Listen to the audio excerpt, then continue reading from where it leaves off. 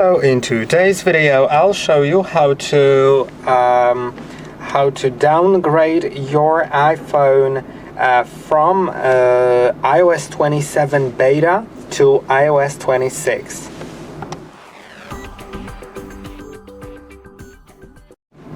This method only works before September of 2026. Because in September the iOS 27 will be officially released, and then you can install the official version of iOS 27. But for now, if you have installed a beta version, either developer or public beta, you can easily revert back to iOS 26 using your computer.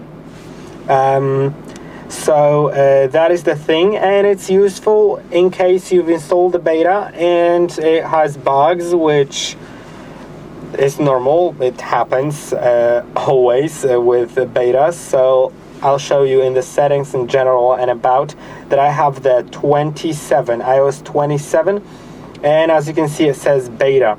It's a beta version. If I go to software update, you'll see that I have the iOS 27 beta. And now to downgrade, remember that it'll erase all your data on the phone. So if you can, back it up, but remember, if you back up the whole system in the settings in iCloud, let me show you, if you back it up here, then the backup will only be, you can only restore that backup that you do here on iOS 27 or newer. So if you back it up now, you won't be able to restore it on iOS 26 until you install iOS 27 official version. That's why it's always very recommended to back up before you update to the beta version. So try seeing if you have an update, if you have your backup, you can see my last backup, this is not this iPhone, I think. No, I think it is this one. My last backup is from April, so I'm very sure it's iOS 26, and I don't need to worry about that. But if you've backed up after the update and you don't have any backup from before, then try just uploading some of your important files, like your photos. Your photos can be backed up into iCloud and restored at any system, but some other things like apps and stuff like that, try writing it down. Some of the things you can send to like Google Drive and stuff like that. And now let's begin once we know all that. So we'll need to put the phone in the recovery mode, and to do it you need to first turn it off. So press and hold on power and either of the volume buttons, then slide to power off. And now let's give it a moment, about half a minute, to make sure that it's fully off. And after that, we'll need to start pressing and holding on the power button until we get to recovery. So let's do it now. The power button. An Apple logo should show up, and we need to continue holding. Don't release the button until it says loading recovery options. Now you can release the button and wait until it gets to recovery. I'll get back to you in a moment when it's actually done. Okay, now this is my recovery mode, and then you'll need to click here to go to the computer-friendly recovery mode, because that is the only mode where you can actually downgrade. Now you'll need to get a cable ready, but before I use it, first let's go to our computer in order to install Apple Devices app. So if you have a Mac OS computer, like a MacBook or an iMac or Mac Mini, you don't need to install anything. But if you have a Windows, you need to install an additional app. And later on, the steps will be similar on both. I'll tell you when it starts to be the same thing on both. So on Windows, you'll need to get to Microsoft Store. Then you'll need to search for Apple devices. You can see I even have it on my search. And I already have it installed, but basically you'd need to click on install in order to get it. Then once it's done, you can open it, and this is what it should look like. Now, if you have a Mac OS, you just open Finder, and your phone, once you plug it in, it should appear in Finder. But if you have a Windows, it should appear in Apple Devices app. So I'll just plug my phone into the USB port of my computer with a cable that supports data transfer. Not all cables do. Of course, this method that I'm showing you works for all iPhones, iPhone 11 and newer. Now, once it's plugged in, I should see this, as you can see. And if you don't see it, then you should at least see your iPhone. If the cable is correct, if everything went all right, you should at least see your phone on the list on the left side of Apple devices or on the list in Finder. Then you need to click on Restore, or click on the iPhone on the list and then click on Restore iPhone, like here. Not update, just restore. And remember, it will erase all the data. So let's do it.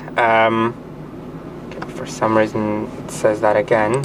Click on that again, just whatever. Now it asks me if I'm sure. Yes, let's restore and update. Then let's click on next, agree. And now it's downloading iOS 26, the newest version of not beta, of just official system of iOS 26. Technically, if you have the iOS 27 and beta, and iOS 27 official version also was released now, and you want to go to the official version, you can do it in two different methods. Either wait until new official version rolls out and make sure that in settings that version is like your beta is unselected, that you have official release selected and not beta. But also you may want to try just doing what I'm doing, and then if it's September 2026 or later, it'll just get you to iOS 27. For some reason my phone keeps disconnecting, and I don't really think it's supposed to be like that. So you know what I'll do, I'll disconnect it and I'll try using a different port on my computer. Sometimes it happens. It says that it's downloading, but I don't really see any progress happening here. So yeah, maybe it's working, but I'll try just doing it again. I'll just disconnect it and connect it. Let's see if it happens. Okay, yeah. Now we can click on restore, and I'll just do it again, and I'll leave the phone until it downloads everything. So yeah, I'll get back to you when it's all done. It will all happen automatically. You don't need to do anything as long as your computer stays on, the cable stays connected. It should be all right. So I'll be back. And as you can see, this is the result that we have here. It says that the phone is locked to the owner, so I'm required to enter the credentials to the Apple account that was logged in here previously. So let's do it, and after that everything will be finished.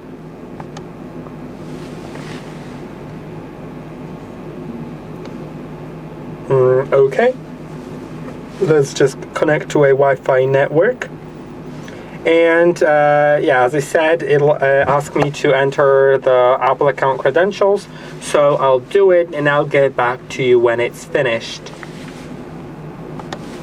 And by the way, remember that the credentials should be to the account that was logged in here previously. You can't just enter a random account. It has to be the previously signed in account.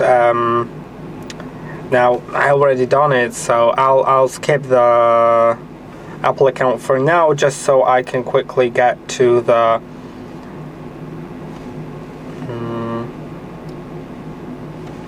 to the system so I can show you that it runs on iOS 26 right now.